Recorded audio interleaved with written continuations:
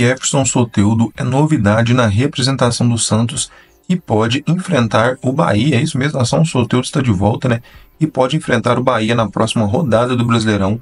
A gente vai falar sobre isso, mas antes eu quero te pedir para deixar seu like, se inscrever aqui no canal e compartilhar esse vídeo para mais pessoas. Sem enrolação, vamos aqui para a primeira notícia desse vídeo. O elenco do Santos retomou as atividades no CT Rei Pelé na manhã desta terça-feira, dia 1º, e iniciou a preparação para o duelo contra o Bahia, que acontecerá no domingo, dia 6, às 8h30, na Vila Belmiro. Pela segunda rodada do Brasileirão, a venda de ingressos deve ser liberada nos próximos dias. Após a derrota para o Vasco na estreia do Campeonato Brasileiro, o elenco teve folga na última segunda-feira, dia 31, e agora treinará às 10 horas da manhã até sexta-feira, dia 4, realizando a última atividade no sábado, dia 6, às 17 horas. A principal novidade para a partida pode ser o retorno do meio-atacante Jefferson Soteldo, que após sofrer desgaste físico atuando pela seleção da Venezuela nas eliminatórias para a Copa do Mundo, participou das atividades desta manhã. O grupo comandado por Pedro Caixinha realizou trabalhos internos e também foi a campo. Os titulares fizeram exercício regenerativo nas duas etapas do treino, enquanto aqueles que jogaram menos tempo no Rio de Janeiro ou não foram relacionados realizaram atividades normais em campo reduzido. Apesar da presença de Soteldo, o meio-atacante Neymar seguiu sua transição no CT e dificilmente estará disponível para o confronto na Vila. O camisa 10 não atua desde o dia 2 de março, quando o Peixe venceu o Red Bull Bragantino, com Neymar marcando o gol de falta nas quartas de finais do Campeonato Paulista. Então é isso, nação. Soteldo de volta, mas o menino Ney ainda continua recuperando de lesão. Deixe sua opinião aqui abaixo, o que você achou dessa notícia, e fica até o final desse vídeo, pois ainda tem muita novidade do nosso Santos Futebol Clube. Neymar não vai jogar contra o Bahia, ou seja, domingo que vem. Que dia? Dia 6 de abril. Não vai jogar, tá? Eu falei pra vocês, alguns vídeos, falei, não vai jogar, não vai. Depois que ele ficou de fora do jogo contra o Corinthians e pediu dispensa do jogo das duas partidas da seleção brasileira, estava na cara. Não era edema, não era desconforto muscular. Isso foi lesão muscular de grau 1. E, lamentavelmente, o Santos omitiu essa informação. Omitiu. Veio com um papo furado, uma conversa fiada de que era um edema, de que era um desconforto muscular. Mentira! O Neymar teve uma lesão muscular de grau 1. Espero que tenha sido grau 1. Porque se for de grau 2, não vai ser nem contra o Fluminense no dia 13 que ele vai jogar. Eu estou confiando de que a lesão dele é grau 1. Como é que é uma lesão muscular de grau 1? Eu não sou médico. Mas eu estou nessa vida, nessa profissão, há quase 50 anos.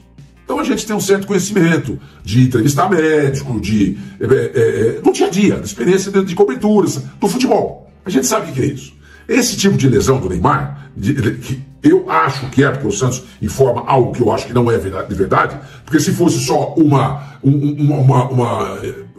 edema, um desconforto, ele já teria voltado.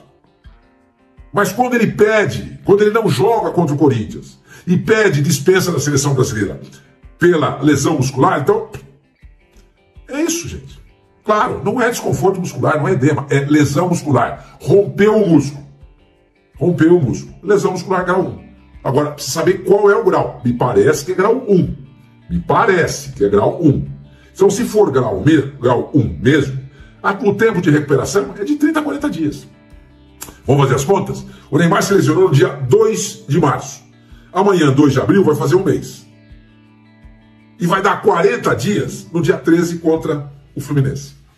Se for lesão de grau 1, o Neymar joga dia 13 contra o Fluminense. Se ele não jogar dia 13 contra o Fluminense, é porque a lesão dele é mais séria ainda do que se imaginava. Mais séria ainda.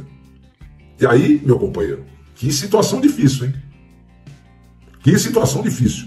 O Neymar, que teria 12 jogos do Campeonato Brasileiro e 2 da Copa do Brasil, então você já pode substituir 2 do Campeonato Brasileiro. Então ele vai ter 10. Então ele vai ter um total de 12 jogos com a camisa do Santos até o final do contrato dele. Eu disse para vocês ontem aqui, torno a dizer, na entrevista que ele deu na TNT, o Neymar deixou claro, perguntado pela Bianca Molina, a repórter da TNT, sobre a chance de 0 a 10 de ele ficar no Santos, ele falou 10. Então se é 10, então vamos confiar na palavra dele. Ele se comprometeu ali. Se é 10, é sinal que ele vai renovar o contrato. Se isso acontecer, beleza, não tem problema nenhum. Vai demorar um pouquinho mais. Meu amigo André Hernan até fez um vídeo lá no UOL e escreveu um texto também, e o Santos falou que ele só vai voltar quando ele tiver 200%. Eu também já tinha dito isso aqui, mas ele reforça.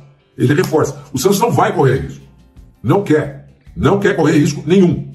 Entendeu? Não quer correr risco nenhum com o Neymar.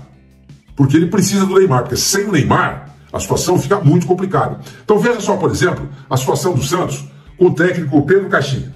Técnico Pedro Caixinha. Ele fez com o Santos 15 jogos. 15 jogos, desde que ele assumiu o Santos no começo desse ano. São 6 vitórias, 3 empates e 6 derrotas. 6 derrotas. O aproveitamento dele é de 46,7%. 47%. Tá? Um aproveitamento desse no Campeonato Brasileiro desse ano não cai. O time que tiver um aproveitamento de 47% vai ficar lá na primeira página, no 8º lugar. Não cai. Tá? Mas só que você vai ter que ter um desempenho em casa muito alto. Por quê? Porque fora de casa, o Caixinha, até hoje, ganhou uma partida, que foi contra a Inter de Limeira, que foi rebaixada no Campeonato Paulista. 3-0. Só. Uma vitória, 2 empates e 5 derrotas. Já contando esse jogo aí contra o Vasco da Gama. Ou seja, de 24 pontos disputados, o Caixinha só conquistou 5. A vitória contra a Inter e os empates contra o Novo Horizontino e também contra a Ponte Preta. Só. Esse é um aproveitamento de 20,8%. 21%. Tá? Com o aproveitamento desse de 21%, jogando fora de casa, com esse aproveitamento de 21%, o Santos vai conquistar apenas 11 pontos no Campeonato Brasileiro, jogando fora de casa. Aí o que acontece? Com 11 pontos fora de casa, ele vai precisar do quê? De mais... Vamos fazer a continha aqui, ó. 45 é para não cair, tá? Vai precisar de 34 pontos, jogando em casa, para somados aos 11 pontos como visitante, chegar nos 45 e evitar o rebaixamento. E para conseguir esses 34 pontos em casa, o Santos vai ter que ter um aproveitamento de 60%. Ou seja, algo em torno de 10 vitórias, 5 empates e só pode perder 4 vezes. Claro, se você ganhar mais, você diminui o número de empates e por aí vai. Tá? Mas, a grosso modo, seria isso. Um aproveitamento de 60% com o mandante. É difícil.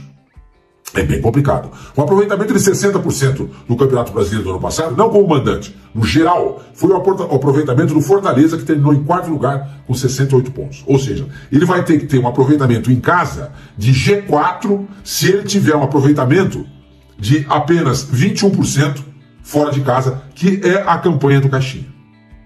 Então, é preocupante. É preocupante. É bem preocupante. O Santos fora de casa, perdão, o Santos, vamos pegar aqui fora de casa, com o Neymar, ele empatou com o Novo Horizontino 0-0, perdeu para o Corinthians por 2-1, aí ele venceu a Inter por 3-0 e perdeu para o Corinthians por 2-1. Ou seja, ele fez 4 jogos com o Neymar fora de casa. 1 empate, 2 derrotas e 1 vitória. 1 empate, vou marcar aqui, 1 empate, 1 vitória e 2 derrotas. Isso significa o quê? 3 pontos e 1 4. Tá? Se for um aproveitamento, vou pegar aqui a minha calculadora para a gente fazer juntos a matemática para saber qual foi o aproveitamento com o Neymar. Então, se você fez 4 jogos com o Neymar fora de casa, você disputou 12 pontos. E você conquistou, na verdade, 4 pontos. Então, a matemática é de 3, né? Você divide 400 por 12 para você ver qual foi o aproveitamento do Santos. De 33%.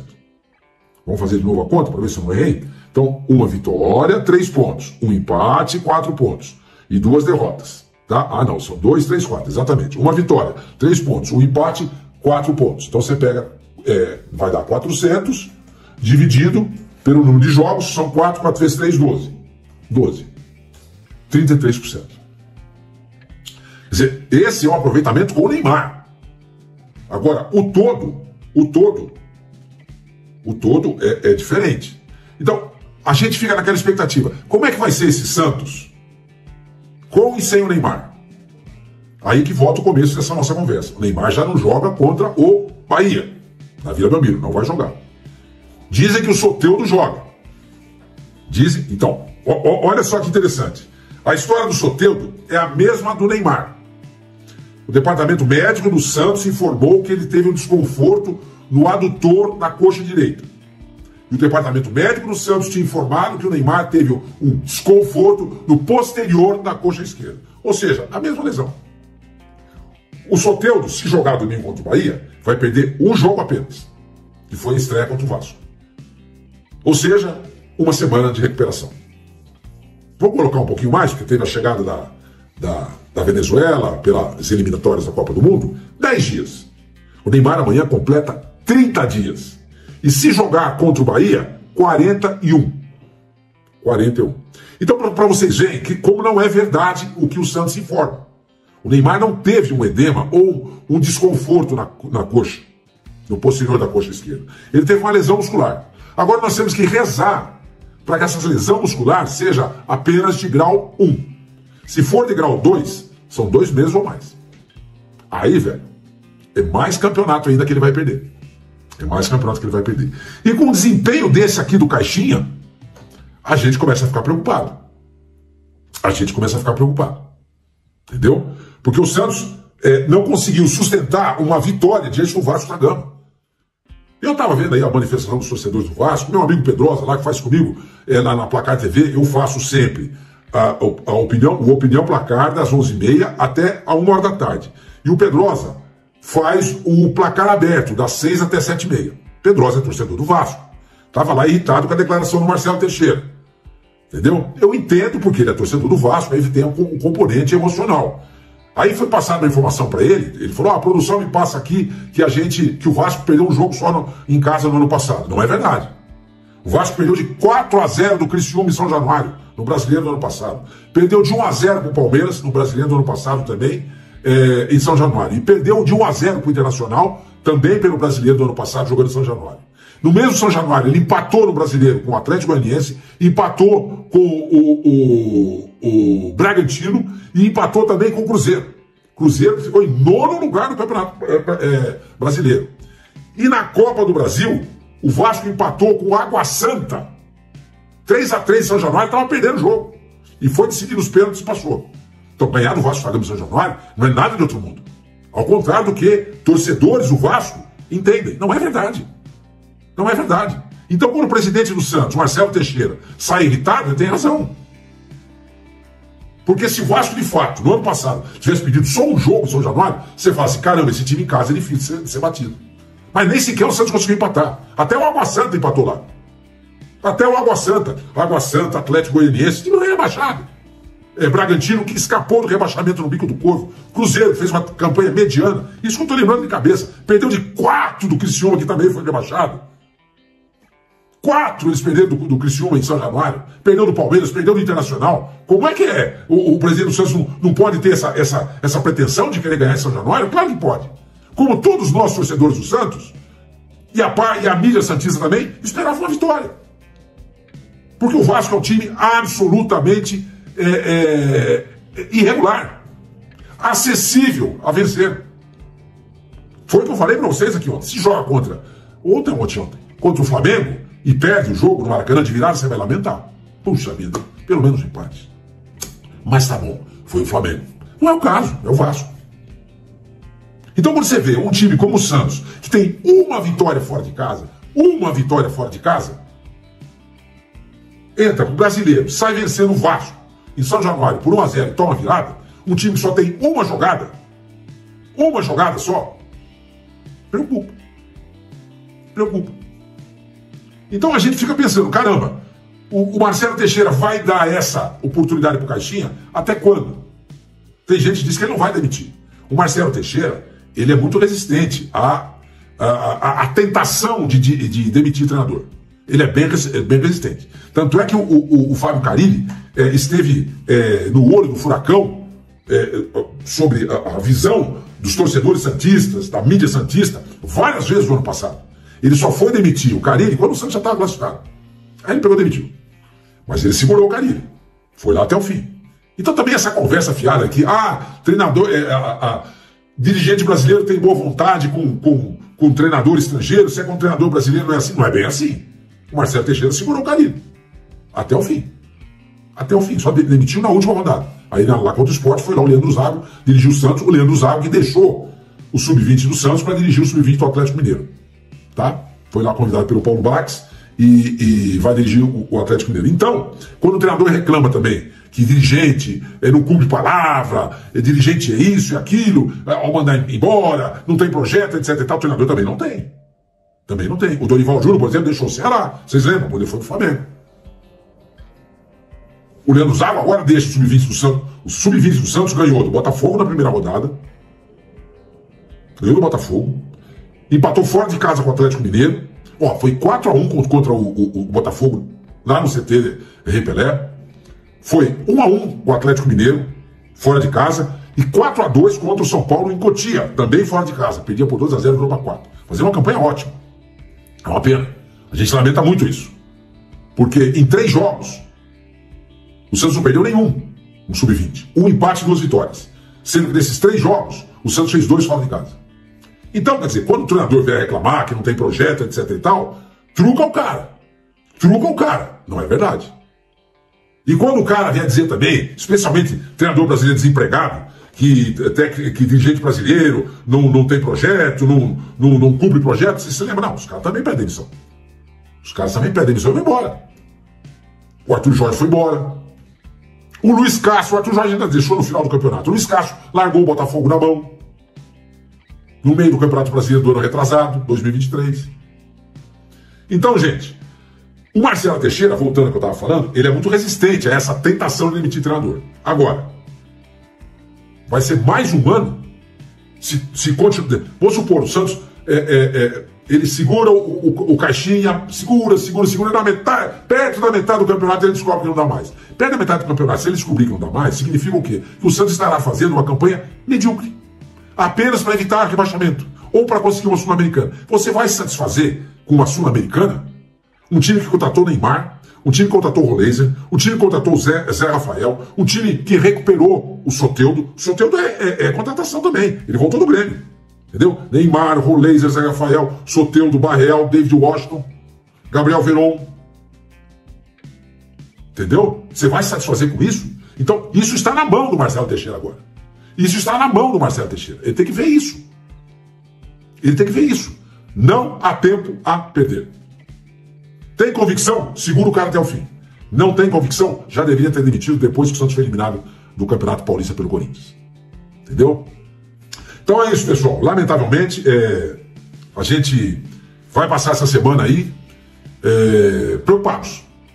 Preocupados porque o Santos não demonstra que vai dar uma esperança para o seu torcedor. O Bahia vai jogar quinta-feira contra o Internacional pela Libertadores em Salvador. Aí na outra semana ele volta a jogar pela Libertadores. Então o que se comenta é que o Bahia poderá poupar jogadores contra o Santos. E já não vai ter o Everton Ribeiro, que foi expulso contra o Corinthians. Então sem o Everton Ribeiro e alguns jogadores poupados, o Santos jogando em casa contra o Bahia, ele tem obrigação de vencer o jogo. É uma semana de treino, mesmo sem o Neymar. Você não gosta desse time? Brazão, Xermão não gosta. Gil, o Gil e o Zé Ivaldo não são uma dupla confiável. Conversa. Não entre nessa conversa. Eles jogaram mal contra o Vasco. Até então vinham jogando super bem. Calma, não vamos ser ciclotípico assim. Se ganha, nós achamos o máximo. Se perde, não vale mais nada. Não é assim. O Gil e o Zé Ivaldo vinham jogando super bem. Super bem. Tanto que o Luan Pérez foi pro banco e ninguém mais falou nada. Ninguém pediu a volta do Luan Pérez. O Luan Pérez está no banco, ele foi vice no Campeonato da Libertadores, na época com o Cuca em 2020, era Libertadores 2019, né? Ninguém pediu. Porque Gil e Zé Ivaldo fazem uma dupla de área sólida. A defesa do Santos, a exceção do lateral direito, ou dos laterais direitos, ela me agrada. Ela me agrada. O Brazão, pra mim, vocês viram o que o Brazão fez contra o Vasco. Aquela cabeçada no VGS, ele vai lá e, puta defesa. Gosto do Gil, gosto do Zé Ivaldo, e pra mim o Escobar é o melhor lateral esquerdo em atividade no futebol brasileiro. Fala pra mim um lateral esquerdo em atividade no futebol brasileiro que é melhor que ele. O Arana não é. Não é, mas vimos aí contra a Argentina. A papagaiada dele lá, dos jogadores. Quem mais? Piquerez não é melhor que ele. O Alexandre, tá bem jogando, tá machucado. Agora tá voltando agora. Não é melhor que ele também. Não acho. Veterano também. Tava até jogando de zagueiro. Às vezes fazia o zagueiro pelo lado esquerdo. Quem mais que tem lateral esquerdo aí? O Bernabé, que é do Internacional. Bom jogador. Bom jogador. Concordo. Bom jogador. Quem mais? Quem mais tem lateral esquerdo aí? Não tem. Então, quer dizer, você tem Brazão, você tem Gil e Zé Ivaldo. Eu gosto. Pode ser que eu mude de ideia mais pra frente o Santos começar a tomar paulada. Entendeu? Porque tá todo mundo falando, o Gil aguenta uma Série B, uma Série A não aguenta. Eu acho que aguenta. Eu acho que aguenta. Então, Brazão, Gil, Zé Ivaldo, Escobar, tá ótimo. Schmidt, muita gente reclamando. Eu não vi nada. Aliás, muita gente reclamou que o Santos abriu o bico no segundo tempo. Mentira. O Santos teve 51% de posse de bola no segundo tempo. Um time que abre o bico no segundo tempo não teria 30% de posse de bola. Ou no máximo 30%. O Santos tomou o gol e continuou em cima do Vasco. Perdeu um gol lá na sequência com o Guilherme e na volta o menino lá, o Bom Tempo, quase marcou o gol de desempate. O Santos sufocou o Vasco, gente. Pô, eu não concordo com isso. Então não acho que o Schmidt jogou mal. O Bom Tempo não jogou mal. O Barreal, enquanto esteve em campo, jogou bem. Aí o Caixinha falou depois do jogo que as saídas do Barreal e do Tiquinho eram previstas porque eles estariam cansados. Cansados no quê? 3 semanas sem jogar. Um amistoso só nesse período. Então é aí que você tem que começar a questionar o trabalho do Caixinha. E aí que você tem... Não só aí. E aí também, como é que pode, 3 semanas descansando, fazer uma partida de 90 minutos e não aguentar jogar? Tem dó, eu não aguentaria. Eu, com a minha idade, não vou aguentar. Um jogador, os caras não têm nem 30 anos, não aguentam jogar. 30 e poucos anos, né? 30 e poucos anos tem. O Tiquinho está com 32. Como é que não aguenta jogar? Então isso é falta de preparação. É isso que tem que ser cobrado. É isso que tem que ser cobrado. Mas voltando. Então o Santos tem obrigação de ganhar do Bahia domingo. Sob pena de entrar numa crise profunda. Aí, se ele perder pro Bahia, ou se ele empatar com o Bahia, pra mim, primeiro, eu não teria contratado o Caixinha. O currículo dele, já disse pra vocês, é medíocre. Medíocre. Eu não teria contratado o Caixinha. Depois do Campeonato Paulista, será para demitir ele ali. Porque aí você teria 3 semanas com o novo treinador. Entendeu? E quem será esse novo treinador? Vamos falar mais sobre isso também, gente. Para mim, o Tite. Já disse isso ontem e volto a dizer hoje. Para mim, o técnico seria o Tite. O Tite é um técnico que o Neymar gosta, trabalhou em 2 ciclos de Copa do Mundo com ele na seleção brasileira e disse em algumas entrevistas que o Tite é o melhor técnico com quem ele já trabalhou. Ele falou isso. Ele falou isso. E outra coisa, gente, o sistema defensivo do Santos, aí você vai falar, mas você não falou que o Zé Ivaldo, o Gil e o Escobar e o Schmidt são bons? O goleiro também é ótimo? Sim, eles são bons. Mas o sistema defensivo, ele não é analisado individualmente. É o projeto, é tudo. Tudo que você analisa. E o projeto defensivo do Santos não é bem elaborado, não é bem arquitetado. E o Tite, se tem uma das coisas que ele sabe fazer bem, é montar um time defensivamente falando muito bom. E eu acho que se ele chegasse ao Santos, daria uma cara diferente. Primeiro que é o Tite chegando no vestiário. É o Tite. Imagina os jogadores chegando lá, todo mundo sentado. Entra o Tite, gente. Outra coisa é quando entra o Caixinha. Pô, quem é o Caixinha, gente? Eu falei pra vocês, um técnico medíocre, em termos de resultados. Mediano, não passa disso. Não passa disso, mediano, medíocre. Entendeu? Agora entra o Tite, pô, os caras levantam. Lembra quando você era aluno? Na minha época era assim. O professor entrava em classe, o professor ou professora, os alunos todos levantavam. Isso era respeito, de reverência. O Tite entra no vestiário, não vai ficar ninguém sentado, todo mundo levanta. Ele fala assim, não, gente, pelo amor de Deus, senta aí. Qualquer outro treinador não vai ser assim. O Renato Gaúcho vai entrar, os caras vão fazer uma brincadeira e falar um palavrão, qualquer coisa. O Sampaoli, de cara, pode arrumar um conflito com o Neymar. O Neymar é amigo do Messi. Amigo. Vocês acham que esses caras não conversam? O Neymar deve ter ligado pro Messi. Ô Messi, como é que é o Sampaoli? O Messi deve ter falado pra ele, pelo amor de Deus, deixa longe do Santos. Com esse cara não dá pra trabalhar. Vocês têm alguma dúvida disso? Óbvio, gente. Esse cara vai bater de frente com o Neymar. Então esquece também o Sampaoli. Esquece o Renato Gaúcho. Esquece o Sampaoli. Mano, nem pensar. Idem pro Fernando Diniz. O cara é o Tite, gente. O cara é o Tite. Tá bom? Pessoal, falei demais. Espero que vocês tenham gostado, tá? Amanhã a gente volta, tá? Nosso assunto.